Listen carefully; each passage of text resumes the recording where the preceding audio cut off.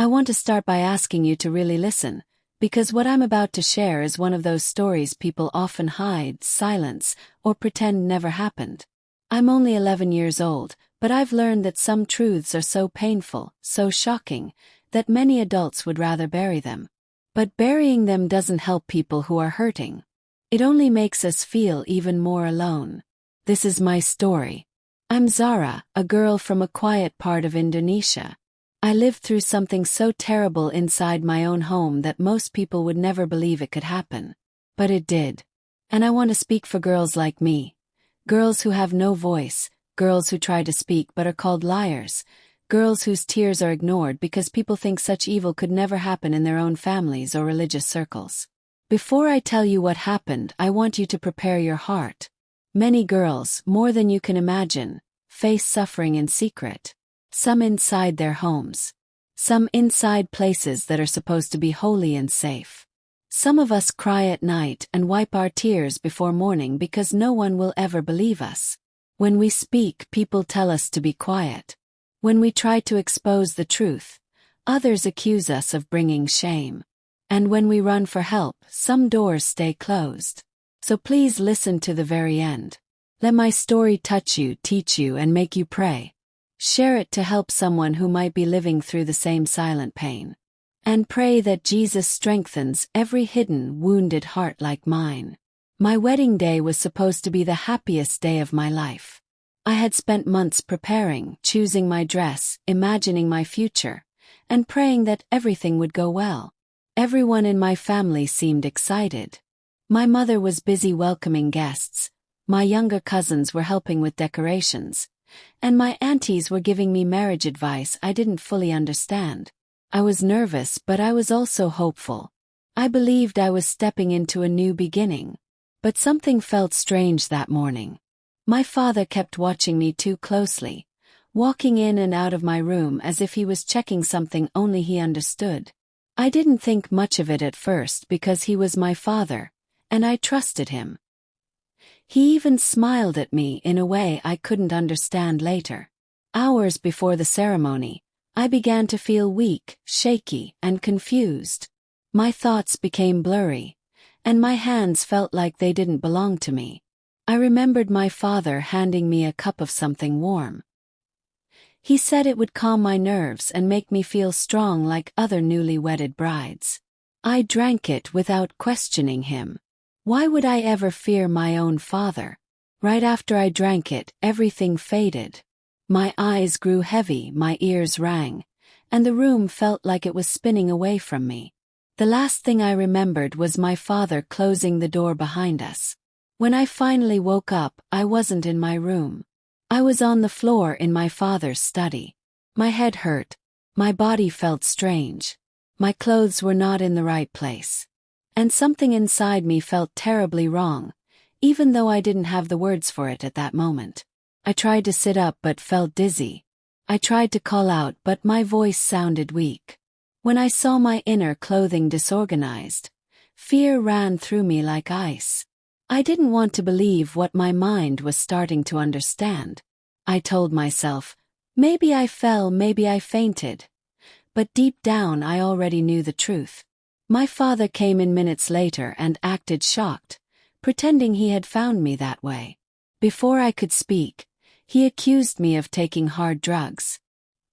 He shouted so loudly that the whole house heard. People rushed in. They saw me lying there, confused and barely awake. And instead of asking what really happened, they believed the loudest voice in the room, my father's.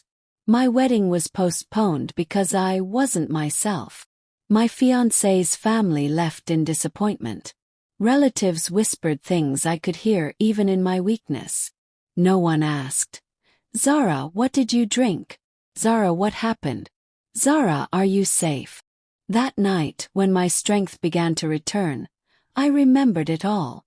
I remembered his drink, his face, the locked door, the weakness, and my clothes. I realized that the person who should have protected me had harmed me in a way I couldn't bear to say out loud. I tried to tell my mother. I tried to tell my aunt. I tried to explain through tears what I remembered. But everyone brushed my words aside. They said I was confused. They said I was ashamed of the postponed wedding. They said I needed to stop lying before I destroyed the whole family. No one believed me. That was the moment I knew I had to run. Not because I wanted to, but because staying meant losing my mind and my life. The night I decided to run away, it felt like the whole world had turned against me. I kept asking myself, if my own family doesn't believe me, who will? Every time I tried to sleep, I woke up shaking. Every noise in the house made me jump. Every shadow felt unsafe. And the worst part was knowing the person I feared most walked freely inside the same walls. I waited until the house was quiet. My father had gone to bed, and everyone else was exhausted from the ruined wedding day. I sat on the edge of my bed, holding my bag, shaking so hard I thought I would drop it. I didn't pack much. Just 2 clothes, a little money I had saved secretly, and the small necklace my grandmother had given me when I was little. I needed something that reminded me I was still a real person, not the broken thing everyone treated me as. I moved slowly, listening for footsteps. I didn't want anyone to hear me. I opened my window quietly, even though my hands felt cold. I climbed out, my heart beating so loudly I thought someone would hear it. When my feet touched the ground, I looked at the house one last time, not with love, but with the pain of knowing I could never return. I didn't know where I was going. I just walked. First I walked fast. Then I ran. I ran until my legs hurt. I ran until my breath burned. I ran until I couldn't feel the fear behind me anymore.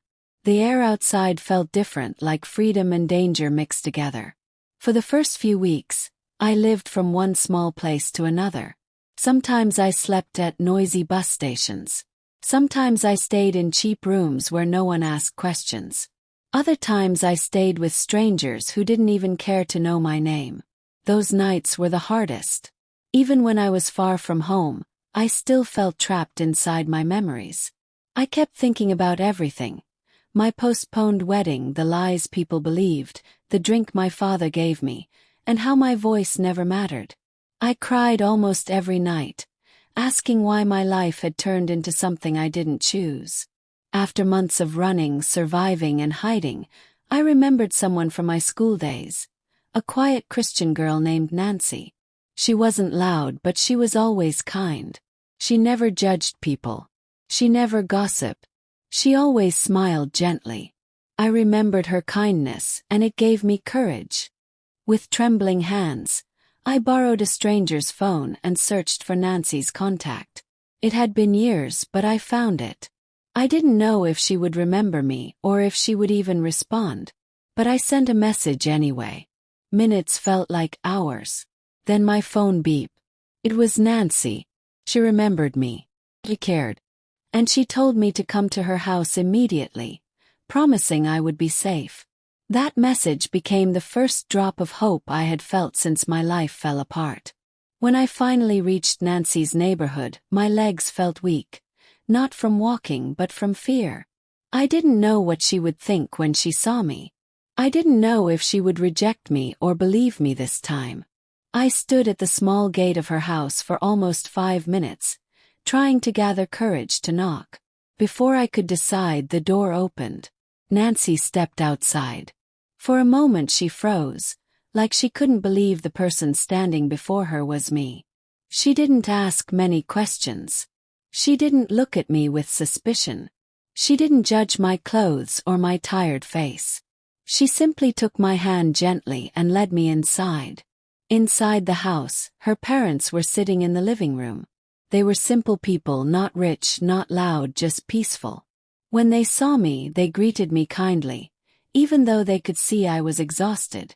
They didn't pressure me to explain everything at once. They didn't force me to speak. They simply told me I was welcome to stay as long as I needed.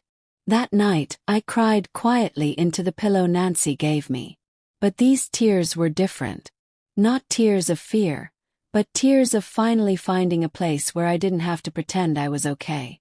Days passed, and Nancy helped me rebuild small pieces of my life. She helped me buy new clothes, taught me simple routines, and even sat beside me when nightmares woke me up. She never acted like she was helping a stranger. She acted like she was helping a sister. It took almost 3 months before I could speak about what truly happened to me. I tried many times, but the words wouldn't come. Each time I remembered that day, my breath would shake and my chest felt tight. But Nancy never rushed me. She just reminded me gently that speaking truth is a slow step, not a forced one. One evening after dinner, I finally told her everything. I told her about the drink, waking up confused, my father's accusations, the disbelief of my family, and the moment I realized I had to run. Nancy didn't look shocked, angry, or doubtful. She looked heartbroken. She moved closer, held my hands, and told me it wasn't my fault. She also told me that Jesus cared about every wound I was hiding, even the ones I couldn't explain. For the first time, I began to wonder if there could truly be a love that didn't turn away from my pain. The months that followed felt like learning to live all over again. Nancy's home was peaceful, but peace felt strange to me at first. I wasn't used to sleeping without fear. I wasn't used to gentle voices instead of shouting.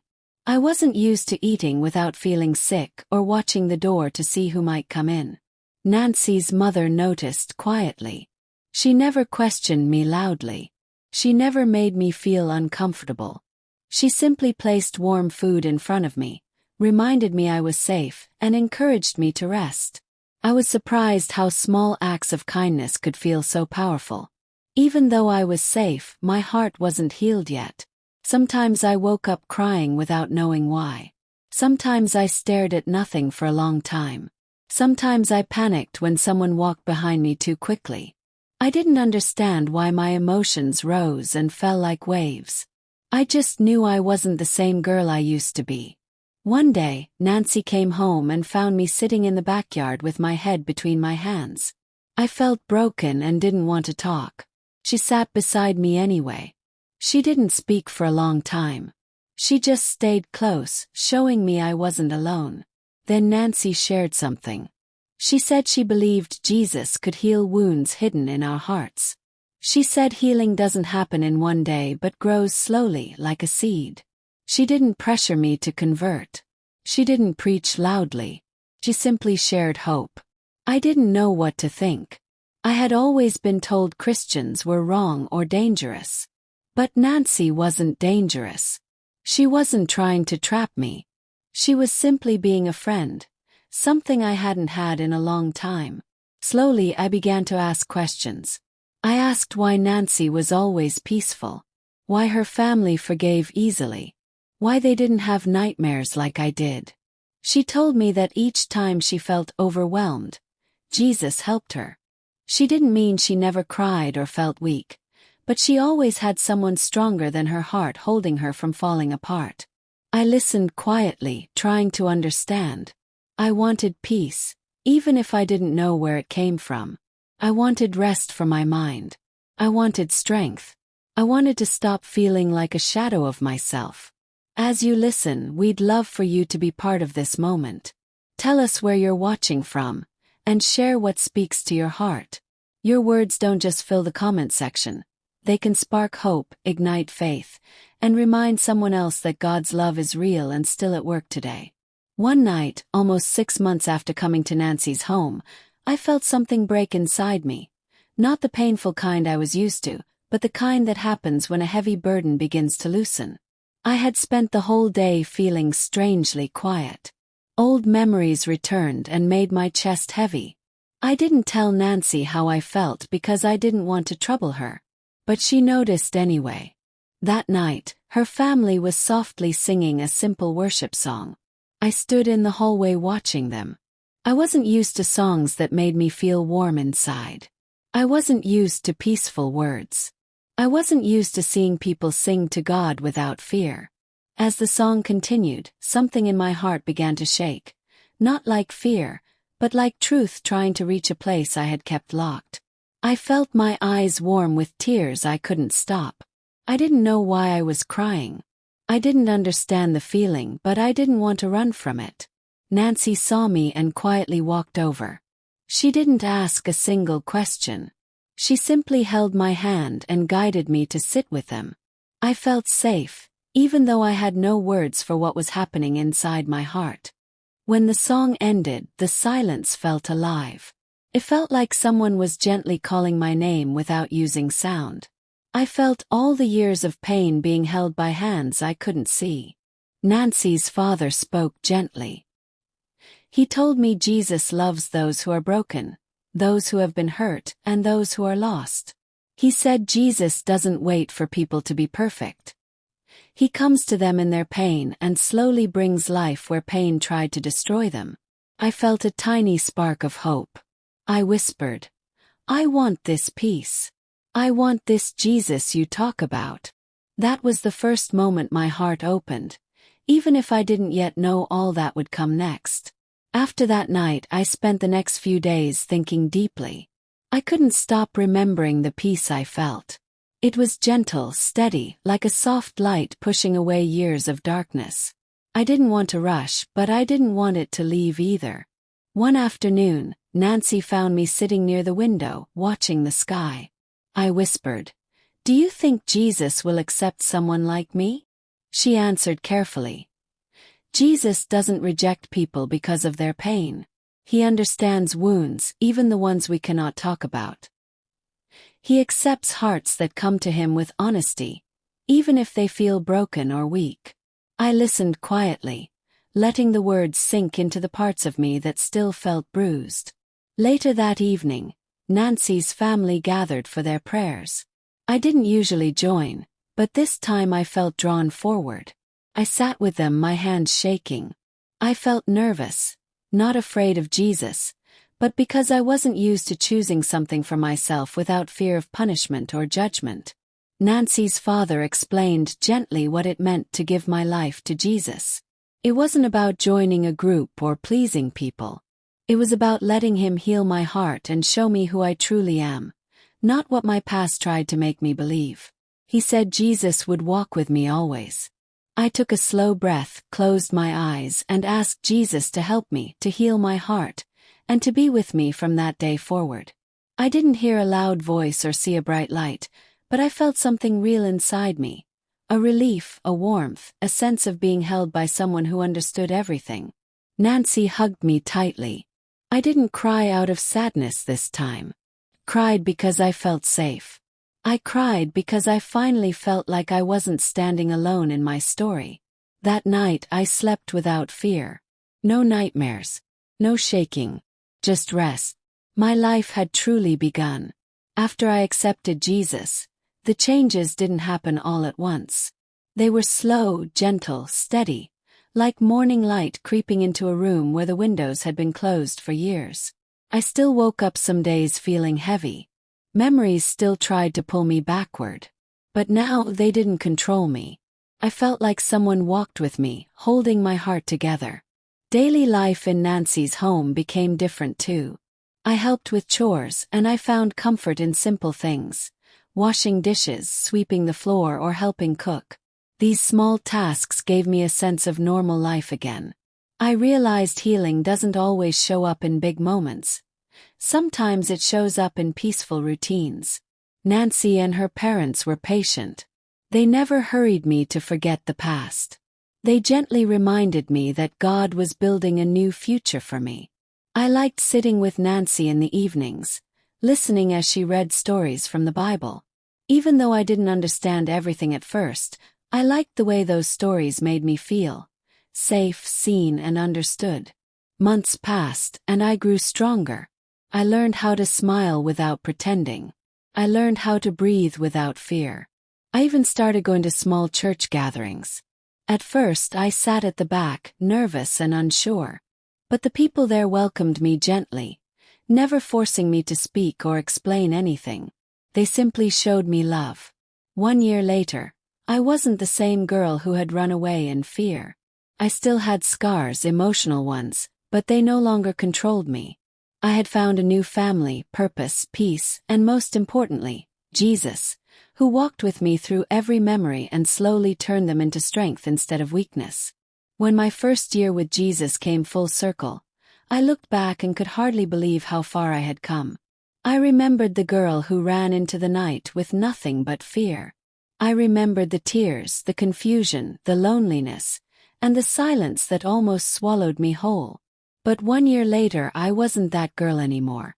God had walked with me through every quiet moment, every trembling step, every prayer I didn't even know how to say.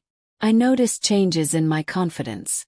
I used to avoid mirrors because I didn't want to see the pain written on my own face. Now I could look at myself and see someone strong, someone growing, someone loved. Not because of what I had or hadn't done, but because God had chosen to heal me. I started helping younger girls in the community who struggled with fear or sadness. I didn't tell them my full story, but I listened and understood their pain. I felt like God had turned my wounds into something that could help others. I even started writing in a small notebook Nancy gave me. I wrote about my growth, my fears, my victories, and my dreams. It helped me see that I wasn't standing still. God was shaping my future one step at a time. I realized healing wasn't about forgetting the past. It was about learning to live again without being controlled by it. By the end of the year, I felt ready to plan my life. I wanted to study again. I wanted to help girls who had no one to believe them. I wanted to bring hope to people going through the silence I once lived in. I knew I didn't have all the answers, but I knew Jesus had given me a new beginning, and I wasn't alone anymore. I want to tell everyone listening something important. The enemy tried to destroy me, but God turned my story into living proof that His love is stronger than any darkness. I don't feel like a victim anymore. I feel like someone God rescued, someone God rebuilt, someone God is using to help others breathe again. Even though I'm only 11 years old, I've learned that age doesn't stop someone from understanding pain, or from seeing the power of Jesus working in a broken life. There are many girls like me in the world. Some are hiding. Some are crying in silence. Some want to speak but have no one who will listen. And some pray every night for someone to save them before their hearts completely give up. If you are a believer, take your Christian journey seriously. Being a Christian isn't only about going to church. It's about loving people the way Jesus loves, protecting the weak, standing with the hurting, and showing kindness to those who feel forgotten. If Jesus brings someone across your path who is wounded, don't ignore them. Don't judge them. Don't turn away because their story is uncomfortable. Sometimes the smallest act of love is enough to keep someone alive long enough to find hope. If you have gone through pain like mine, please know this. Your story does not end with fear. What happened to you does not define who you are. Jesus sees you. He understands your tears. He knows the secrets you cannot speak. He holds your heart gently, not with judgment but with healing. He reveals hope even when everything around you looks dark. He lets you know that you are still loved, still valuable, and still chosen. Please pray for girls like me. Pray that Jesus strengthens them. Pray that they find safe people like Nancy. Pray that they meet the love of Christ the same way I did. And share my story, not to spread sadness, but to bring awareness and to help rescue someone who might be suffering right now. Thank you for listening to the end. You didn't just hear a story. You stood with someone who needed her pain to be seen, her truth to be heard, and her healing to be respected. Aura.